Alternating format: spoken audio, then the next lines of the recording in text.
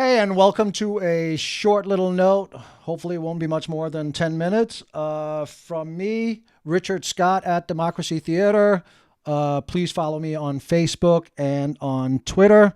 Rich Scott, Democracy Theater on Facebook, or Democracy Theater with Rich Scott on Facebook, and at Dem Theater, Dempsey Theater on Twitter. Um, the reason for this very short note, or whatever you want to call it, is that after the 2008 election, I had basically decided to stay out of party politics, would not endorse or campaign online or anything for any candidate after my massive disappointment with the Obama presidency. Again, I've said this before.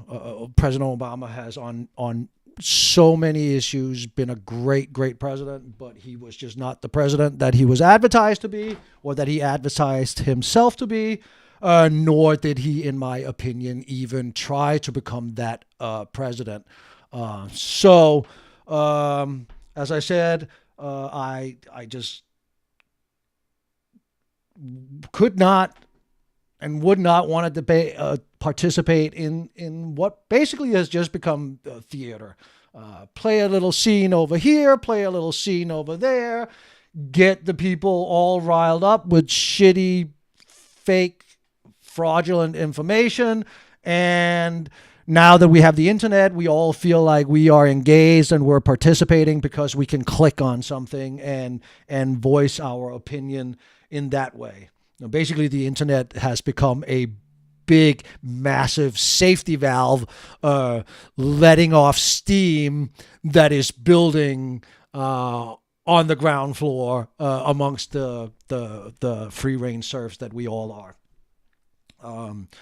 What I was disappointed about is, of course, how he has continued to expand American aggression across the globe, how President Obama has continued the massive spying and surveillance on us, how the president gave up on the public option healthcare part before he even sat at the negotiating table with the pharmaceutical and medical industry.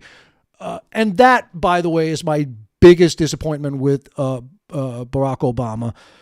It is his unwillingness. I mean, either he lied to us, right, about how progressive he really was.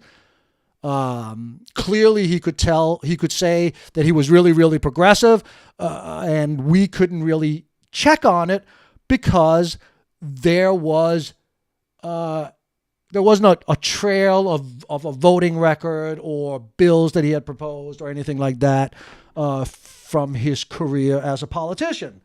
So some people would say that they didn't expect him to be so, or they just took him at his word when he espoused progressive or humanistic sounding proposals. I don't like to call it left leaning. It's left, if you want to care, it is caring about the individual person, but I'll get into that at a different point. But he espoused, or he let us all believe, that he was much more progressive than he really was. He killed the actual, real audit of the Fed. And he also decided that without a trial, a judge, and a jury, he, as president, could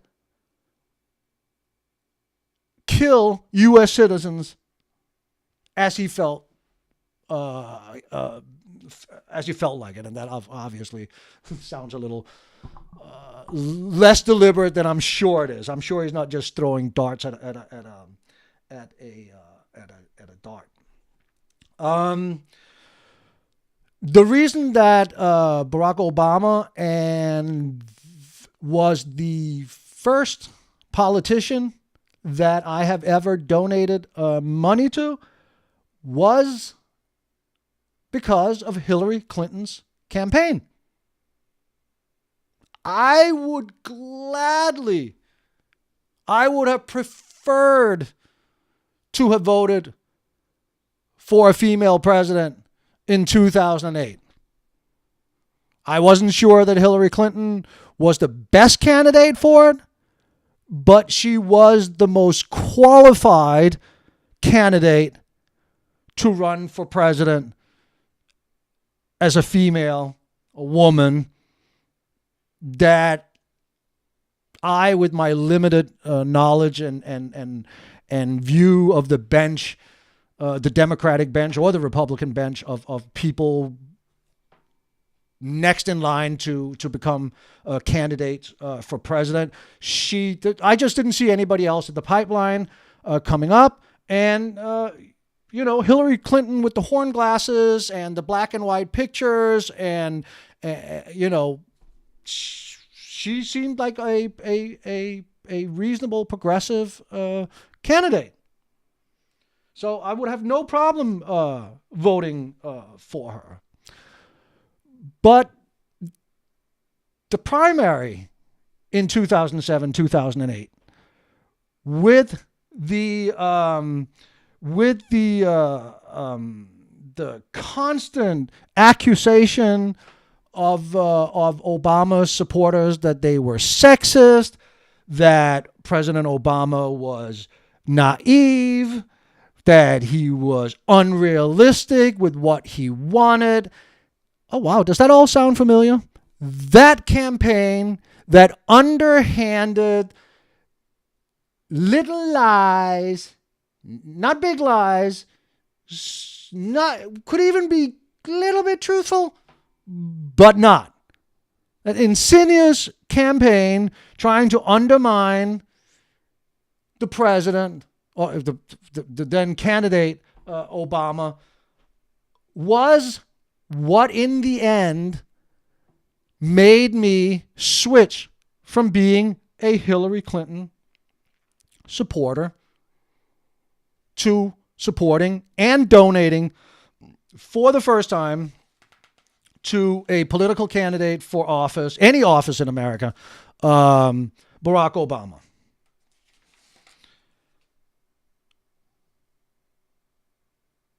Now we're in 2015, and again, we all knew that, of course, Hillary Clinton was going to give it, another swing.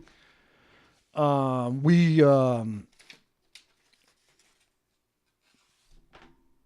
was nobody that was in doubt that she was going to run. It was the most obvious and known candidate for the 2016 presidential election that we've ever had, probably, right? We've known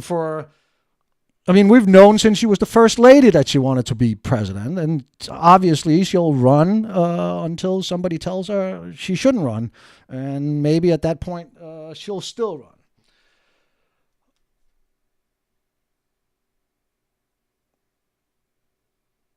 Here we go again, though, right? 2016 or 15, 16, the campaign starts, and out of the blue or out of the left, or however you want to call it, comes this improbable 74 or 75-year-old white, balding, little Jewish man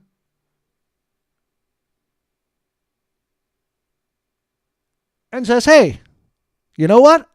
I want to try running for president too. I have ideas and I would like to talk about them. And the campaign goes on. Nothing really happens. But as with Obama, the moment that that my screen just went blank. At the moment when Bernie Sanders starts having some traction in the polls, the same thing starts happening again. Suddenly, the supporters, and it came very early this time, by the way, the supporters of Bernie Sanders are sexist. The first thing they just sexist. They have tried to paint him as racist. Hillary Clinton has tried to paint Bernie Sanders as wide-eyed liberal that has no idea. I mean, basically, that's the endorsement from the establishment newspaper, the Gray Lady, the New York Times, when in their endorsement of Hillary Clinton.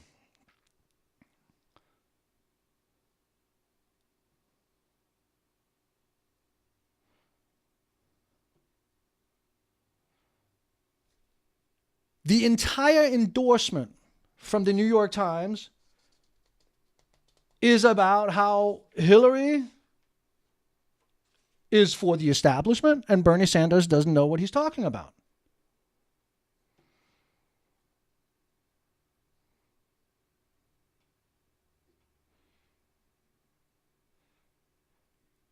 As they write, in the end, though Mr. Sanders does not have the breadth of experience or policy ideas that Ms. Clinton offers, his boldest proposal to break up the banks and to start all over on health care reform with a Medicare for all system have earned him some support amongst alienated middle-class voters and young people.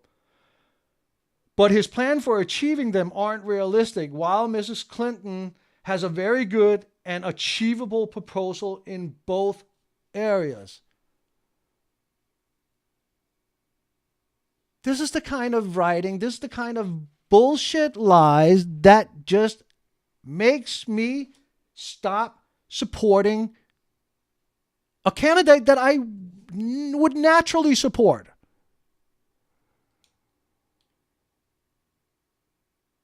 I have daughters. I want a female president.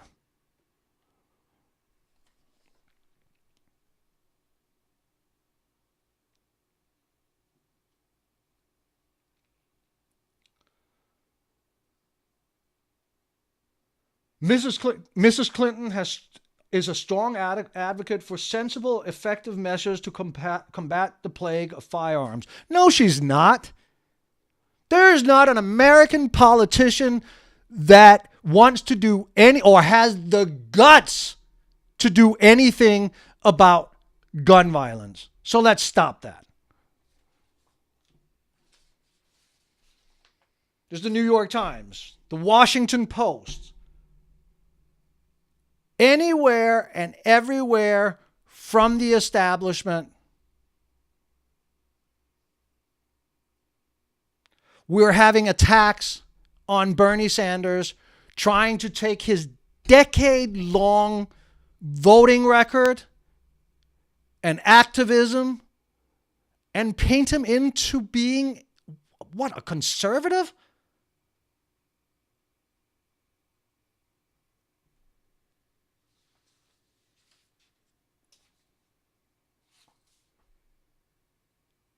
Let's be clear. Hillary Clinton says that she's against trade policy, the trade bill, the TPP. I can name, not because I looked it up, but because Jack Tapper looked it up, 45 times where Hillary Clinton pushed the trade deal that she now suddenly opposes because we oppose it.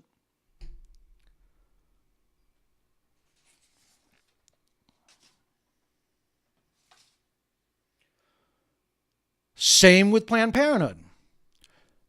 Hillary Clinton's campaign is trying to paint Mr. Sanders, as an anti-feminist, anti-abortion Republican, in spite of his record. I don't know this ABC rating, but he has an A rating. He has an A rating on women's issues. He has an A rating on social issues. He has an A rating on racial issues. And he has a D rating from the NRA.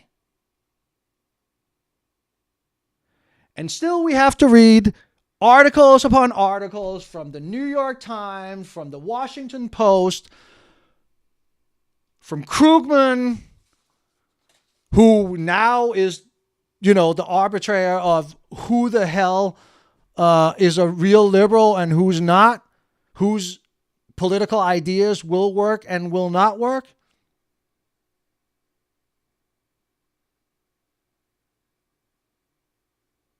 Yeah, I know this is really messy, and I wasn't really planned on doing this, but it's just, this has become too much. 45 times the TPP, right? January 31st, 2013, remarks to the American Leadership Council on Foreign Relations. Hey, man, I love the TPP. January 18th, talking to the Japanese foreign minister. November 29th, 2012, remarks to the Foreign Policy Group, Transformational Trends 2013 Forum. Again and again and again and again, it can be documented that Hillary Clinton hasn't seen a trade deal that she's not for. Again and again and again, it can be documented that there is not an American job that Hillary Clinton does not want to ship overseas to help her corporate buddies make more money.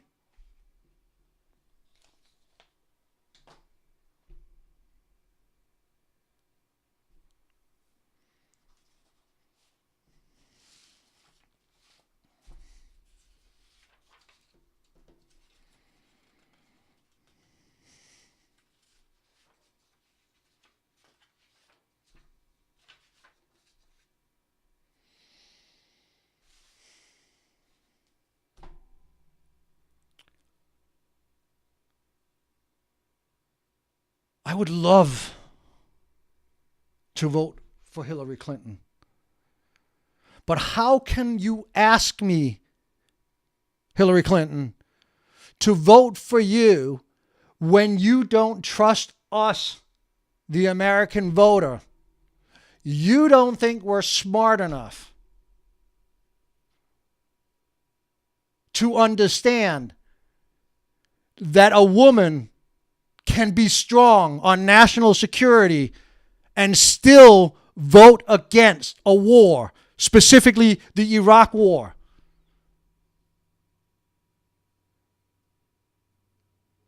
Your vote on the Iraq War was not a vote of conscience. That was a strategic vote because you did not want to be painted as a female anti-war pacifist. Either that, or you clearly do not have the judgment to be president. You had at least the same information as the people in elected office that voted against it. And you certainly had more information than me and everybody else that thought that going to war in the Middle East, in Iraq, was not only a bad idea, but it was a war perpetrated on false pretenses, and false propaganda. I don't know if it's two different things. So again, either you didn't trust us, or you, having all the same information as everybody else, decided that you couldn't trust the American people, you couldn't trust the Democratic voters, you couldn't trust the independent voters of America to understand that you can be a woman, look at the information, come out and say, I don't believe that this is the right thing to do. I don't think we should go to war. And we, the American people, we, the voter, would be smart enough to understand that that was an intellectual decision that you made and not a calculated political decision that you did make. Or you're incompetent. You get to pick one. And there's only two choices in this.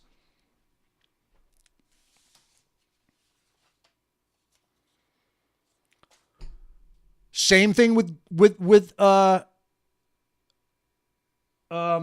same-sex marriage.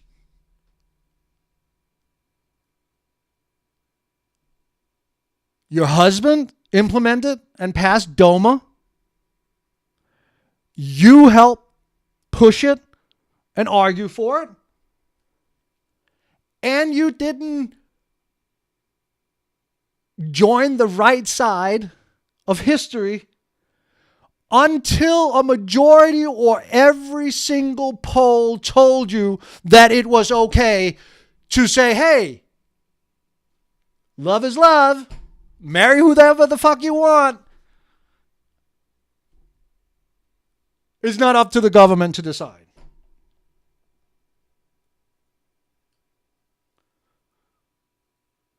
Same with President Obama's immigration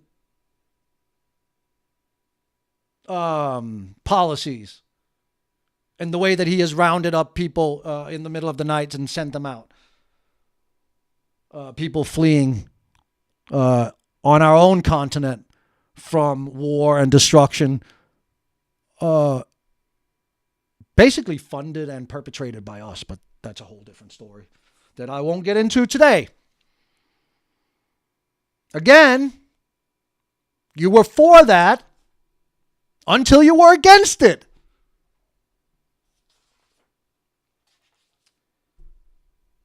Went over the TPP, right? I said it before, just before. You called it the gold standard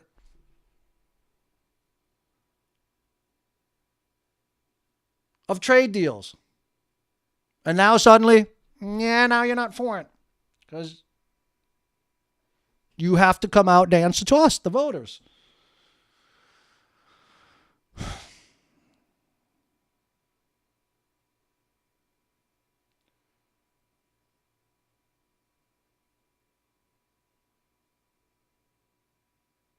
It is basically being said that you will say and do anything to get elected. And I'm not sure if that's true, but I sure feel like you don't want to tell us, the American people and the voters, what's truly on your mind, how you truly feel about any subject, and what you would like to do about it. And it must be because you don't trust us. You don't trust that we're smart enough, mature enough to take and understand the information that you want to give to us. Your answer to say you will say anything to get elected was, I've been very consistent over the course of my entire life. I've always fought for the same values and principles. I do absorb new information. I do look at what's happening in the world. Yeah, I agree with you. That's what a politician should do. But it doesn't seem to me that you are fighting for anything. What you're doing, Ms. Clinton, is you are looking to see what you think can be done. And that's not the mood of the American people.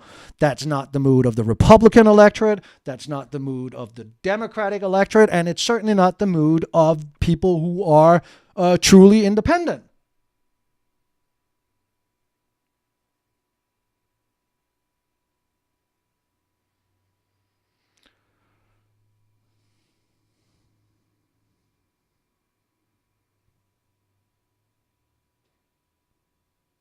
And the sexism charge is just, I can't, oh, fuck. It's just, it is just not okay. Just like it's not okay to call people a racist if they're not, just because they disagree with an opinion you have. People are not sexist because they don't agree with you, Ms. Clinton. I, for one, again, I'll say it again, I want a strong female president. I think the country needs a strong female president. I don't think we need another chest bumping, non-thinking American president. But what we don't need is another fake liberal. What we don't need is another president who comes to the table cowering and bending over in the name of getting things done.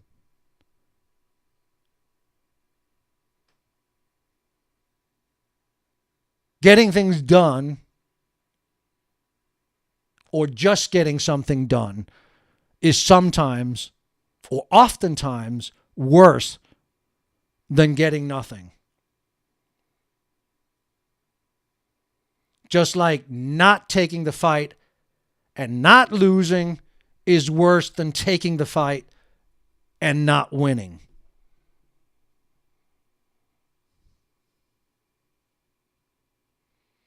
So with all that being said, I have decided that I will support online and probably with some funds the Bernie Sanders campaign. And I am doing that with great regret. I really had hoped that Hillary Clinton had learned from her previous campaign in 2007, 2008. And I had hoped that she would be bolder and more forthright in this campaign than she has been. I had also hoped that she would have left the constant need for charging her opponent or labeling them as sexist, but I did not receive any of that. So I will join the women under 45. I will join my daughter and her friends and the many, many, many other people who were inspired and mobilized by President Barack Obama and were pretty disappointed and pretty disheartened when he got to the White House and he turned around, waved at us, and shut the door in our face.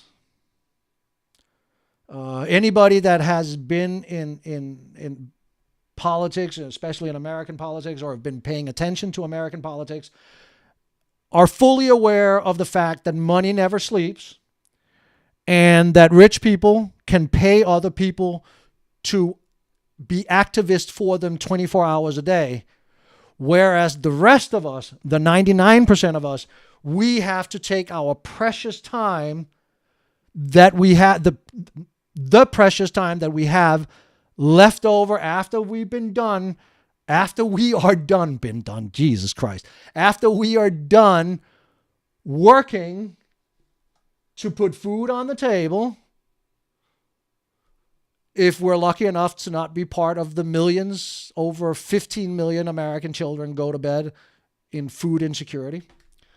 And after we have gone and worked so that we have a roof over our head, and if we're really lucky, we might also have health care. When all that is done and we've fed our kids and we've played with them and we've done all these things that we need to do for our family and our friend, at that point we can come out and be activists.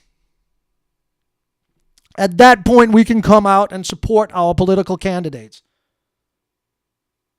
Unlike the billionaires and the multimillionaires who all they do is open up their wallet, take out $1 billion like you take out a $20 bill, and buy a bunch of people or hire them to be activists for them 24 hours a day. I can't do that. I can't afford to do that. If you're watching this video, I doubt you can afford to do that. And Barack Obama gave us hope, told us to come and push us, and then at the moment we brought him to the dance, he turned around at the White House and said, "Oh, please don't interfere. I know what I'm doing, and I'm smart, and I don't need you." And we got next to nothing. I know that there are a lot of people that love the Affordable Care Act and other things that he's done. And again, I'm happy. His presidency overall has been not bad. Love his Iran nuclear deal and so forth and so on. And this will then end me. This very messy thing will then end me on Bernie Sanders supporters. This is a message to you. Your candidate has a record. It is as consistent a record as any politician I have ever seen.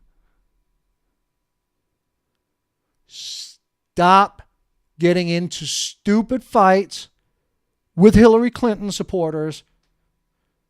Stick to the facts. Show his record. Show his comments. And move on. There is no need to troll. There is no need to flame. There is no need to do anything other than to highlight a politician's record that, as I just said, is as consistent on every issue, be it social justice issues, be it economic issues, on war, on the military-industrial complex, on Wall Street, on women's right, on gay right, on my right, on your rights. Bernie Sanders has been the most consistent politician that I have ever seen.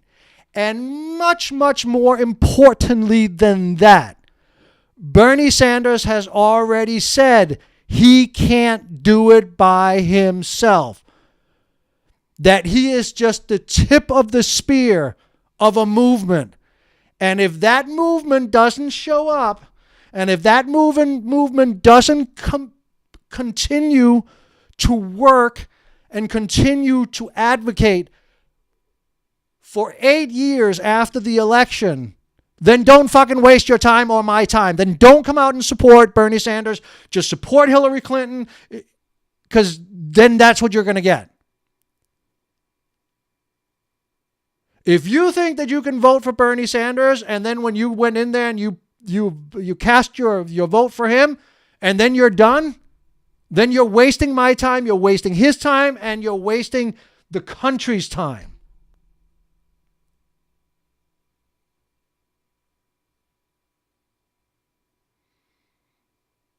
Unless you have $1 billion to throw at hiring people that will do the work for you while you're sleeping, when you have the spare moments, when you can show up at meetings at your local Democratic organization or wherever it is, then you have to show up. You have to be a part of the movement. You have to be there for 4 years or for 8 years, for as long as he is president. And after that,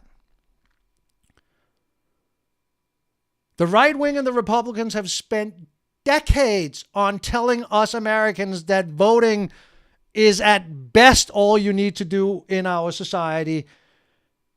And you don't even need to do that because it's not really important. Well, we now know. Civic duty, participating is important if you care about more than your own pocketbook, if you care about more than the people inside your four walls, and if you care about more than just yourself.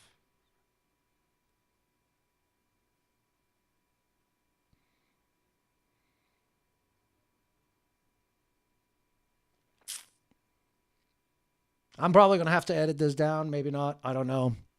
It's long and it's messier than I had hoped it to be, but I did most of this off the cuff. Again, Democracy Theater has decided to step out of the shadows and just make fun of the theater and become a part of